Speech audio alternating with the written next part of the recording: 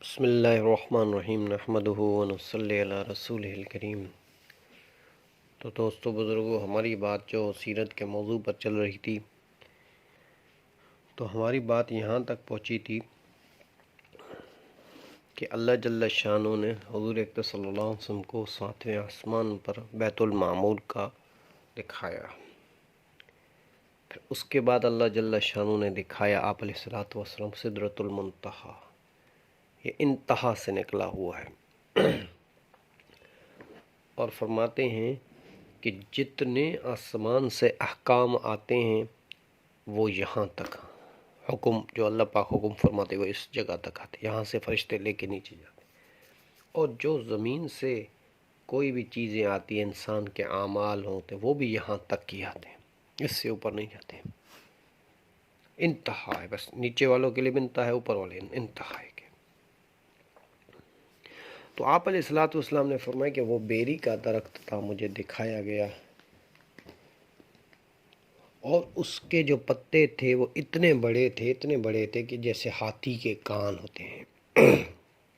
اس پہ علماء اکرام کہتے ہیں کہ آپ علیہ الصلوۃ والسلام کو اللہ جل شانہ نے ہاتھی دکھایا تھا، ہاتھی دکھایا، ہاتھی کی کوئی نسل دکھائی، تبھی تو آپ علیہ الصلوۃ والسلام نے شوبہ اس حدیث میں کیا، برابر تھے۔ اور آپ علیہ الصلوۃ والسلام نے فرمایا جس کا مفہوم ہے کہ اس کے بیر اتنے بڑے تھے، بیری جو تھی اس کی اتنی بڑی تھی جیسے بنو حجر کے مٹکے ہوتے ہیں، ان کے بڑے بڑے مٹکے ہوا کرتے تھے، بنو حجر کے جو مٹکے ہوتے اتنی بڑی بڑی تو ان کی بیریاں تھیں۔ اور آپ نے فرمایا ہر پتے پر ایک فرشتہ بیٹھا ہوا تھا، ہر پتے پر، بیری کے ہر پتے پر ایک فرشتہ بیٹھا ہوا تھا۔ اور آپ نے فرمایا کہ میں وہاں پہ کھڑا ہی تھا کہ ایک اتنا عظیم نور اور اتنا عظیم اس پہ چھا گیا، اس نور نے اس کو ڈھانپ لیا، اس بیری کے درخت کو، اس سدرۃ المنتہا کو، ایسا ایک نور اس پہ آ گیا جیسے قرآن فرماتا ہے۔ اس کا مفہوم یہ ہے، اس کا مفہوم ہے کہ ہم نے بیری کے درخت کو، ہم نے اس سدرۃ المنتہا کے درخت کو نور سے ڈھانپ لیا، اور ہم نے اپنے محبوب صلی اللہ علیہ وسلم کو سب سے بڑی بڑی نشانیاں دکھائیں اپنی۔ پھر حضور اکرم صلی اللہ علیہ وسلم فرماتے ہیں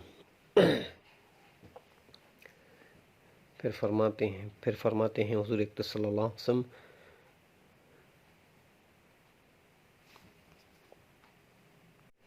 کہ ایسا منظر جیسا نور چھانپ گیا، ایسا منظر آپ نے فرمایا میں نے کبھی نہیں دیکھا، اور میں اس کو بیان کرنے سے قاصد ہوں۔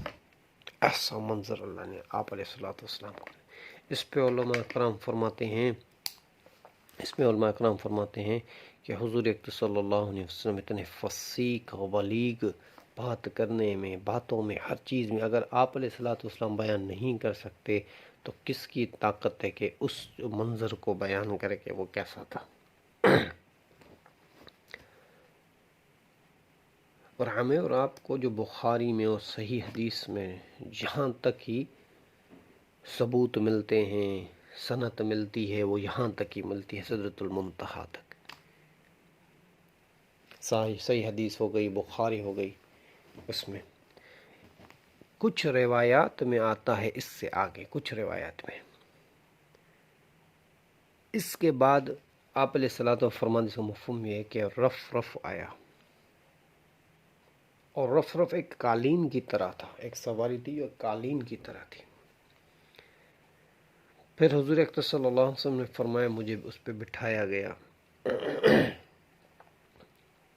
پھر وہ ایک قالین کی طرح تھی، اور پھر جب وہ اوپر تھوڑا اونچا ہوا تو میں نے دیکھا کہ جبرائیل علیہ الصلوۃ والسلام اپنی جگہ پہ ٹھہرے ہوئے، اور وہ قالین اوپر جا رہا ہے، یہ رف تھی، وہ اوپر جا رہا ہے۔ تو میں نے پوچھا جبرائیل علیہ السلام، جبرائیل تو نہیں چلے گا میرے ساتھ اوپر؟ تو نے تو مکے سے لے کے بیت المقدس سے لے کے یہاں تک آئے، آگے نہیں چلو گے؟ تو کہنے لگے یا رسول اللہ کہ میں اگر آگے چلوں گا تو میرے پر جل جائیں گے، اس سے آگے مجھے حکم نہیں ہے چلنے کا، میرے پر جل جائیں گے۔ اللہ جل شانہ کی تجلی اتنی ہے کہ میرے پر جل جائیں گے اس سے اگر میں آگے بڑھوں گا تو۔ پھر جبریل بھی ادھر رک گیا، اب صرف اللہ جل شانہ اور اس کے رسول علیہ الصلاۃ والسلام ہی ہیں۔ حضور اکرم صلی اللہ علیہ وسلم نے فرمایا کہ اللہ جل شانہ نے قربت نصیب کی مجھے، کہ اللہ جل شانہ نے مجھے اپنے پاس بلایا اور پھر قریب ہوئے، قربت نصیب کی، قرب نصیب کیا۔ اس پہ ابن عباس فرماتے ہیں کہ اللہ جل شانہ نے اپنے نبی علیہ الصلاۃ والسلام کو اپنی زیارت کروائی، اور اللہ جل شانہ نے ابراہیم علیہ الصلاۃ والسلام کو خلیل اللہ بنا دیا، خلیل دوست اللہ کا۔ موسیٰ علیہ الصلاۃ والسلام کو اللہ جل شانہ نے کلیم اللہ بنا لیا، بات کرنے والا اللہ سے۔ پر نبی پاک صلی اللہ علیہ وسلم کو اللہ نے رؤیت کا شرف عطا کیا، رؤیت کا شرف بخشا، عطا کیا، کہ کسی نبی نے اللہ جل شانہ کو نہیں دیکھا، پر نبی پاک صلی اللہ علیہ وسلم وہ نبی ہیں جس کو اللہ جل شانہ نے اپنا دیدار نصیب کیا۔